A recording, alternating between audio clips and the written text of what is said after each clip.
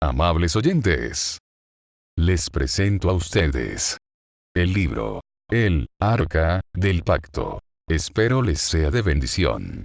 Comencemos. Ron Wyatt, arqueólogo aficionado, igual de profesional que el más profesional, anestesiólogo de profesión y varón de Dios, encontró lo siguiente. Caminando, con un conocido, agente del gobierno de Israel, por una de las calles de Jerusalén, localizada, frente al lugar de la calavera, experimentó, lo que relataremos a continuación. Mientras conversaba, con el funcionario del gobierno, y dominado por una fuerza externa, se voltea hacia su izquierda y señala con su mano, en el mismo momento que pronuncia las siguientes palabras. Esa es la cueva de Jeremías y el arca del pacto está ahí. Impresionado por sus palabras, y aún sin entender, es impactado aún más, cuando su compañero le dice: si esa es la cueva de Jeremías, y el arca del pacto está ahí, hoy mismo, te gestionó el permiso para que la busques, y te consigo alojamiento y comida. Esas palabras impresionaron aún más al arqueólogo. Si bien le impresionó su experiencia en el espíritu, aún más le impresionaron las palabras pronunciadas por el funcionario del gobierno. Esto reforzó su sentir, ya que él conocía muy bien que, en Jerusalén, no es fácil conseguir permiso para excavar en trabajos arqueológicos. Estos permisos, a veces toman años, aún, para que sean denegados. Ron, en el pasado, tenía un permiso para efectuar algunos trabajos arqueológicos en Israel, pero su permiso había sido cancelado previamente, sin ninguna causa, ni aviso previo. Mientras esperaba por los permisos, para comenzar sus trabajos, y confiando en su experiencia sobrenatural, comenzó a estudiar la Biblia, para buscar información relacionada con el lugar de la calavera. Toda la investigación bíblica que realizó, le indicaba una posibilidad de que el arca pudo haber sido escondida en ese lugar, en los momentos en que Babilonia efectuó el cerco a Israel para invadir a Jerusalén. Durante ese tiempo, el profeta que sobresalía era Jeremías, y vio que había posibilidad de que el arca estuviera escondida en ese lugar. Ron encontró en la Biblia que cuando se describen los objetos que fueron sacados de Jerusalén para llevarlos a Babilonia, no estaba incluido el arca. El arca, en aquellos días, antes de la ocupación babilónica, debió estar en el templo, según lo muestra la Biblia. También encontró que cuando en la Biblia se describen todos los instrumentos del templo que regresaron a Jerusalén, después de la ocupación de 70 años, el arca tampoco estaba incluida. Por lo tanto, pensó en la posibilidad de que Jeremías, con unos ayudantes, escondiera el arca para evitar que Babilonia la tomara. Es interesante notar que una profecía en Jeremías, capítulo 3, verso 16, dice que el arca quedaría borrada de la memoria.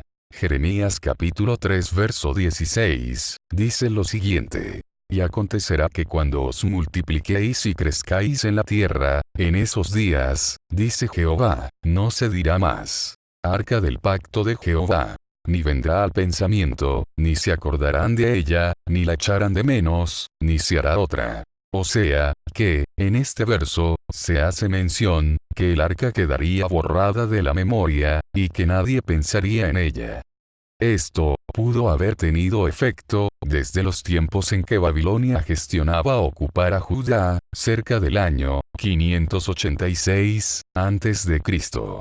Ya con la investigación completada, y concluyendo que había posibilidad que el arca del pacto podía estar en el lugar de la calavera, inició su gestión para poder comenzar sus trabajos arqueológicos. Es bueno mencionar que el lugar que señaló era uno que no llamaba la atención, porque estaba lleno de escombros y basura.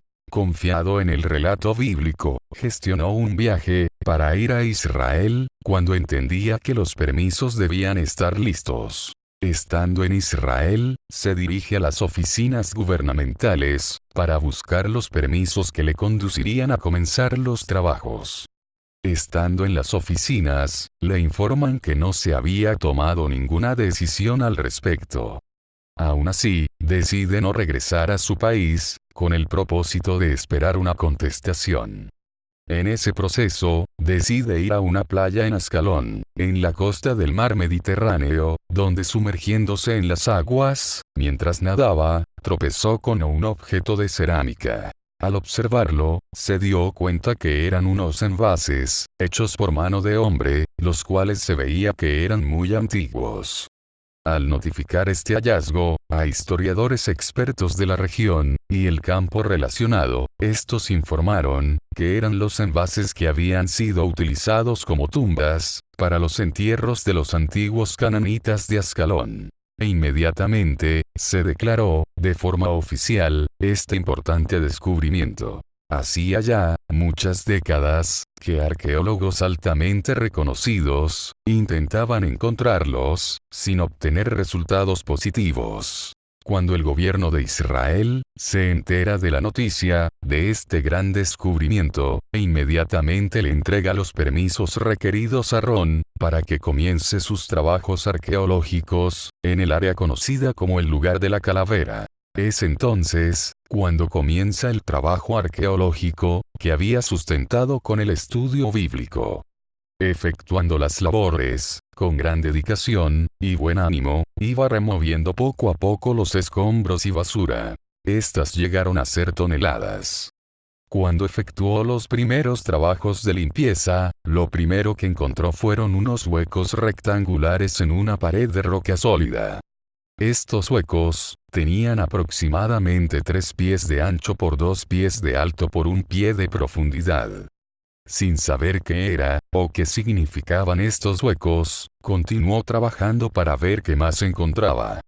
Más adelante, mientras continuaba los trabajos, y meditando en lo observado, pensó en la posibilidad de que estos huecos fueran los lugares donde colocaban los rótulos, en el lugar de la calavera, en los idiomas hebreo, griego y latín. Esta información colocada era para identificar el delito que cometía la persona que era crucificada en esta área. Este lugar quedaba en las afueras del muro de Jerusalén. Al seguir excavando, observó que la pared sólida de roca, donde los huecos fueron encontrados, continuaba hacia abajo.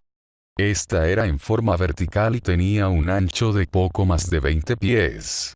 Bajando el nivel del terreno, mientras removía los escombros, encontró una roca incrustada en la pared. La apariencia que tenía la roca era como una tablilla incrustada en la pared. Podía notarse que había sido hecha por mano de hombre. Su forma y apariencia indicaba la posibilidad de que sobre ella se colocaba algo.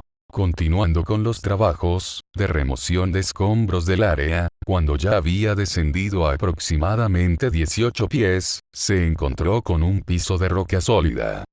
En este lugar, algo interesante fue observado. Excavando y limpiando el piso, encuentra una roca plana, hecha por mano de hombre de forma cuadrada. Tenía unas medidas de aproximadamente de 14 pulgadas, por 14 pulgadas, por 5 pulgadas de espesor. Esta estaba localizada en el piso frente a la pared, como a 9 pies de distancia de la pared, y aproximadamente en el centro de esta. Cuando remueve esta pieza de roca cuadrada, observa que tapaba un hueco en el suelo. Este tenía la apariencia de haber sido hecho por mano de hombre. Las medidas aproximadas del hueco eran 5 pulgadas por 5 pulgadas por más de 12 pulgadas de profundidad. Al seguir limpiando el área, encuentra que, al lado de este hueco, hay una grieta grande en la roca del piso. Parecía que se había quebrado en algún momento. Al encontrar ya varios detalles en este lugar de la calavera, una pared de roca vertical con 3 huecos, pensó en los rótulos en 3 idiomas. También, al ver una roca, en forma de tablilla, incrustada en la pared, un piso rocoso nivelado, un hueco en el piso, y una grieta en el piso, al lado de este hueco, pensó que este podía ser el lugar de la crucifixión, en el área llamada la calavera. Con gran ánimo, continuó sus trabajos. Más adelante, encuentra que la roca sólida del piso, donde estaba el hueco en donde posiblemente colocaban la cruz, comienza a descender con un ángulo aproximado de 45 grados. Mientras continuaba limpiando el piso, alejándose de la pared vertical, encuentra que a 4 pies más abajo del primer nivel, este continúa nuevamente en forma horizontal. Lo que observa ahora, es un piso a 2 niveles, en donde el piso, que está más cerca de la pared vertical, está 4 pies más alto que el resto del piso, al frente de la pared de roca. En este nivel de piso más bajo, encuentra 3 huecos hechos por mano de hombre, de forma similar al hueco que se encontró en el piso del nivel más alto. Al encontrar todo esto, se convence más, en la posibilidad, de que este sea lugar de la crucifixión. Los 3 huecos de la pared vertical, podían ser, el lugar donde colocaban los rótulos, en 3 idiomas, para describir los posibles pecados, o delitos que cometían, los que eran crucificados. Continuando la limpieza del área, nota que el nivel más bajo, sigue extendiéndose de forma horizontal mientras se aleja de la pared vertical. Y, encuentra una roca grande, trabajada por mano de hombre. Cuando descubre la roca completamente, encuentra que sus medidas son aproximadamente 10 pies de diámetro, por unas 14 pulgadas de espesor. La apariencia de la roca, era como las que cubrían los huecos de las tumbas en los tiempos de principio de nuestra era. En esa época, el tamaño promedio de las rocas, que utilizaban para sellar las tumbas, estaba entre 4 y 6 pies de diámetro. Conociendo que los evangelios, relatan el acontecimiento de la sepultura de Jesús, y que la roca que tapó el sepulcro de Jesús, podía ser grande, ya que fue hecha para un hombre rico, pensó en la posibilidad, de que esta fuera la roca que tapó la tumba de Jesús. Al encontrarse con esta posibilidad, procede a cotejar la tumba, donde fue colocado Jesús. Esta, es la que tiene bloques al lado derecho de su entrada, sección que se desprendió, y fue tapada nuevamente. Al cotejar las medidas de la roca, que se requería para tapar esta tumba, nota, que son similares ambas. El canal para rodar y desplazar la roca hasta tapar el hueco de la tumba, era el apropiado también al de la roca encontrada, en el lugar de la crucifixión. La altura de un freno, donde la roca se detenía, una vez se desplazada por la canal hacia la derecha, era perfectamente apropiado también. A la izquierda, lugar opuesto a donde quedaba el freno, hay el remanente, de una varilla incrustada en la pared, la cual también tiene posición y dimensiones apropiadas para esta roca grande. Estas varillas incrustadas, eran utilizadas para amarrar y sellar la roca, o tapa. Esto era, para asegurar que la tapa, no fuera removida del lugar donde se encontraba tapando la tumba.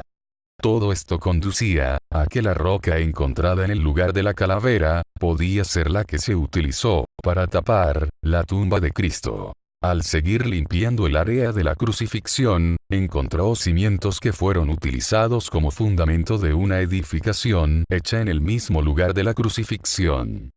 Encontró monedas de la época, que fueron acuñadas entre el año 14 y el año 37, después de Cristo. Encontró remanentes de paredes hechas de roca, y bases de soporte de paredes. Todo parecía, como si en el primer siglo de esta era, se construyó en el lugar de la crucifixión, una edificación que parecía ser un lugar de reunión, donde tenían lo que pudo ser una mesa, la cual era la tapa de roca de la tumba de Cristo.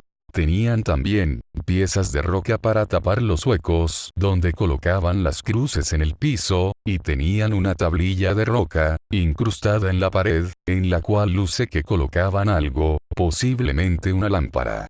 El tamaño de la edificación, era de aproximadamente 25 pies por 50 pies. Todo indicaba, hacia la gran posibilidad, de que los cristianos del primer siglo, construyeron esta edificación como lugar de reunión. Al completar la limpieza de toda esta área, encontró que no había nada más en el lugar. Por tal razón, pensó que ya había terminado el trabajo, y que no había encontrado lo que esperaba. Extrañado, por no haber visto lo que esperaba encontrar, continuó limpiando aún más el área, pero sus esfuerzos fueron infructuosos. Pensando que ya todo había terminado, no sabía qué hacer. En extremo agotamiento y fatigado por la intensa labor, procedió a hablar del tema con sus dos hijos. Les comunicó que el trabajo ya había sido completado, y que lo observado fue el resultado obtenido. En ese momento, uno de sus hijos le dice: «Eso no puede ser», y que había que continuar. Ron nuevamente les dice que no había nada más que hacer, y que todo estaba ya terminado. Los hijos continuaron insistiendo y uno de sus hijos señala la pared vertical y le dice que se abra un hueco por ahí a ver qué encuentra. Esto no le pareció muy motivador al padre, pero por tratarse de su hijo, decidió hacer el intento. El padre pensaba que iban a romper una pared de roca sólida, de muchos pies de espesor, y que en un momento dado, por cansancio, él y sus hijos desistirían concluyendo los trabajos. Pero cuál no fue su sorpresa, que, al comenzar a romper la pared de roca, cuando ya llevaban pocos pies encontraron al otro lado un hueco. Esto revivió el ánimo de los tres, y pensaron que allí encontrarían lo que estaban esperando. Al agrandar el hueco, de forma tal en que ya podían pasar, entraron a una nueva área. En esta, lo que vieron, fueron pedazos de vasijas de barro, sin más rastro de actividad humana en el lugar. En este lugar donde se encontraban ahora, era un cuarto bastante grande en donde se notaba que en el pasado hubo presencia humana, pero sin más muestras adicionales que los pedazos de vasijas rotas. Al no haber más salida en este cuarto, nuevamente se encuentran en la misma situación, no sabían hacia dónde continuar. Sin tener el más mínimo conocimiento hacia dónde seguir, pero muy inquietados por lo que confrontaban, deciden seguir excavando hacia abajo, en el nuevo piso donde estaban. Al excavar unos cuantos pies, observan que están entrando a un área abierta. Notan que es parte de varias cavidades naturales dentro de la roca.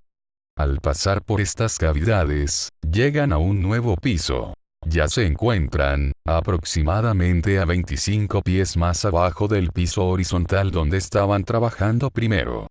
Ahora no sabían qué ruta escoger. Estos huecos, por donde podían continuar sus trabajos, no eran atractivos porque eran muy pequeños para pasar a través de ellos.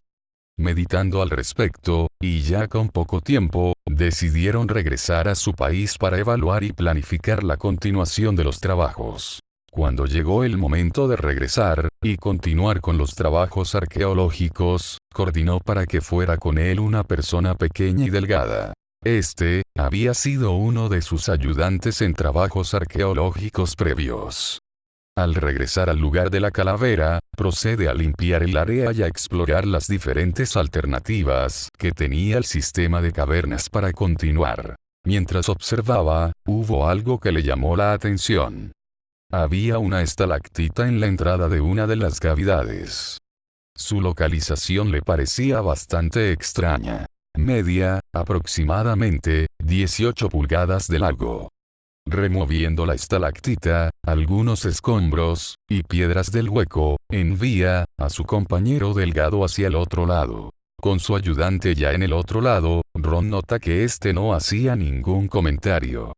Lo llama y le pregunta, ¿qué estás viendo? Pero no recibe ninguna contestación. Esto le extraña mucho. Luego de un rato y de repetidas preguntas, Ron comienza a escuchar un ruido. Era el movimiento de su compañero haciendo gestiones de salir a toda prisa.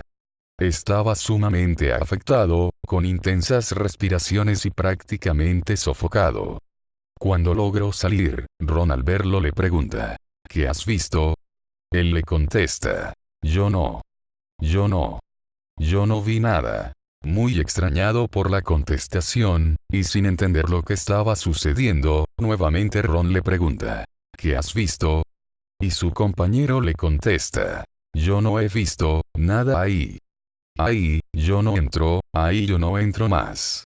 Manifestaba esto, en momentos en que comenzaba a correr, alejándose del lugar, gritando y repitiendo: ahí yo no entro más. Esa fue la última vez que Ron vio a su compañero.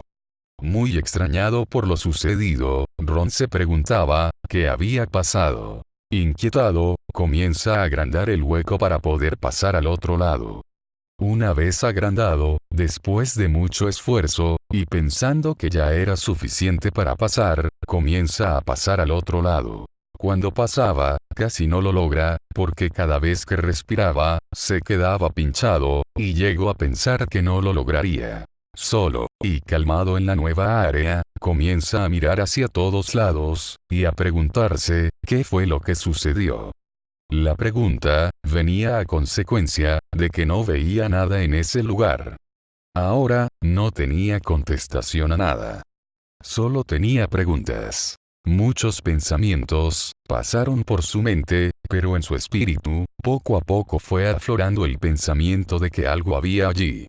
Sin saber qué hacer, con la confrontación fuerte de pensamientos que tenía, y ya sin ninguna alternativa hacia dónde seguir, es cuando un impulso sobrenatural le conduce a remover piedras de un lugar.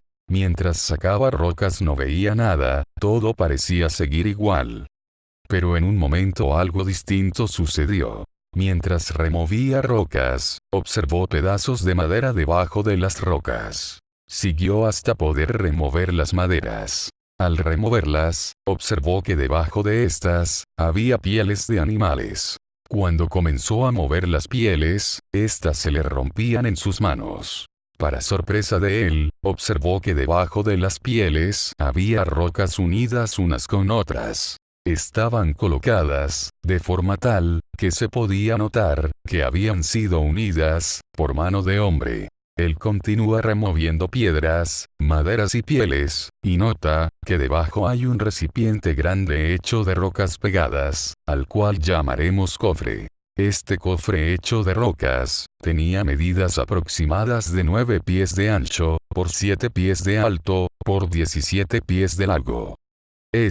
Tenía una tapa de roca sobre él, cerrando su interior. Mientras Ron hacía el trabajo de remoción de escombros, que estaban ocultando el cofre, notó que, hacia uno de los lados de la cavidad, había unas lámparas de gas, que se usaban, en la época de aproximadamente 600 años, antes de Cristo. Evaluando la situación, notó que había una roca grande en el suelo, al lado de las lámparas.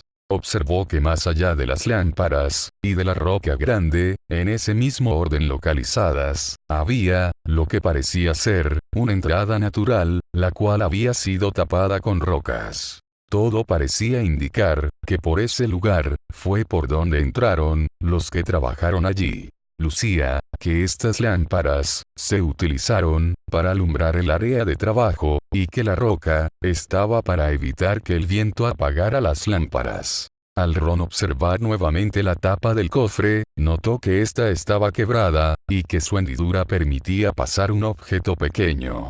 En su próximo viaje, llevó consigo un colonoscopio, para poder observar lo que se encontraba dentro del cofre.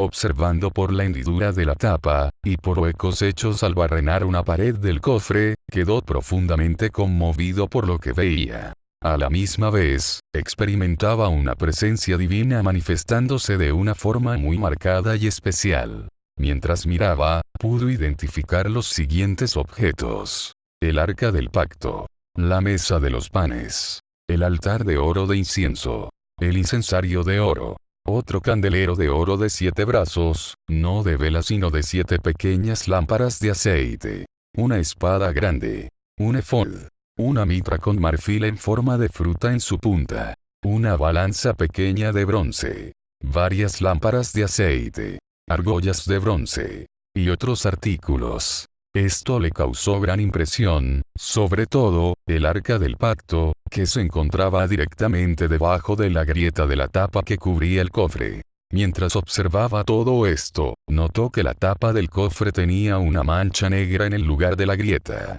Esta mancha se proyectaba hacia el interior del cofre. Preguntándose qué podía ser esa mancha, nota que hay una mancha similar en el techo de la cavidad. Esta está exactamente arriba de la grieta de la tapa. Observando las manchas, notó que en el techo de la caverna, en el lugar donde estaba la mancha, había una grieta. Pensando que lo que ocasionó la mancha pudo haber venido a través de esa grieta, procedió a pasar una cinta métrica por la grieta de la caverna para ver hasta dónde llegaba. Cuando pasó la cinta por la grieta, ésta se enganchó habiendo penetrado aproximadamente 20 pies. Cuando cotejó hasta donde había llegado la cinta, notó que había llegado hasta la grieta al pie de la cruz del centro, en el lugar de crucifixión.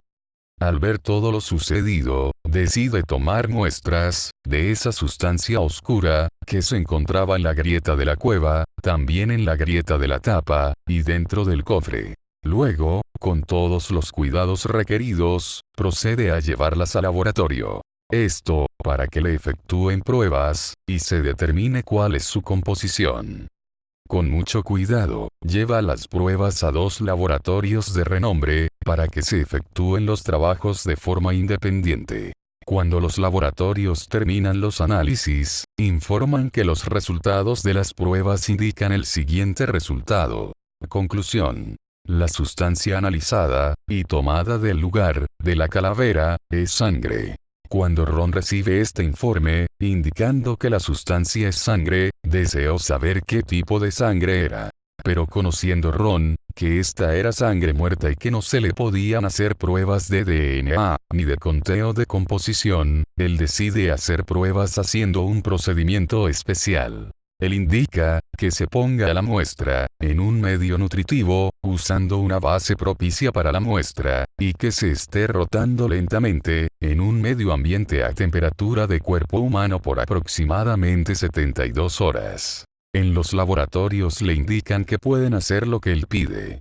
Él estuvo presente durante todos los trabajos, pero cuando llegó el momento de cotejar la muestra después de las 72 horas, los técnicos se empiezan a llamar unos a otros, y hay mucho diálogo intenso entre ellos en el idioma hebreo. Luego de la discusión entre los técnicos, le indican a Ron que la sangre está viva. Y le informan, con más detalle, el resultado del análisis de la muestra de sangre que llevó. Concluyen que la muestra entregada indica que es sangre humana, es sangre del sexo masculino, y que esta sangre humana analizada contiene 24 cromosomas, 23 cromosomas de la madre y uno adicional, que es el que define el sexo. Ron, en lo primero que piensa, es en el milagro del nacimiento virginal de Jesús. Aquí lo que tenemos es que se demuestra que la sangre del que fue crucificado tenía una madre natural, pero no un padre natural.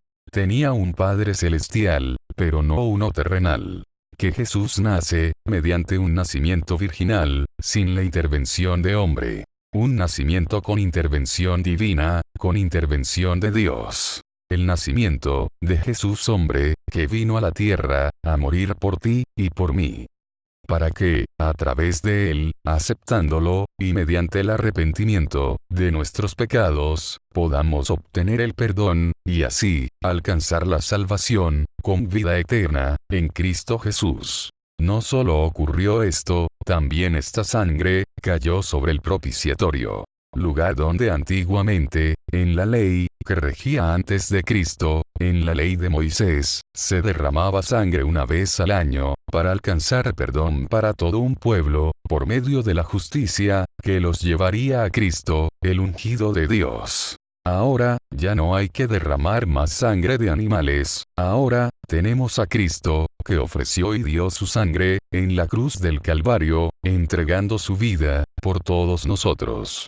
Esto, haciéndolo él, sin haber cometido pecado, siendo puro, limpio y santo en todo. Lo que corresponde ahora, es aceptarlo, de todo corazón, y pedirle perdón por todos nuestros pecados.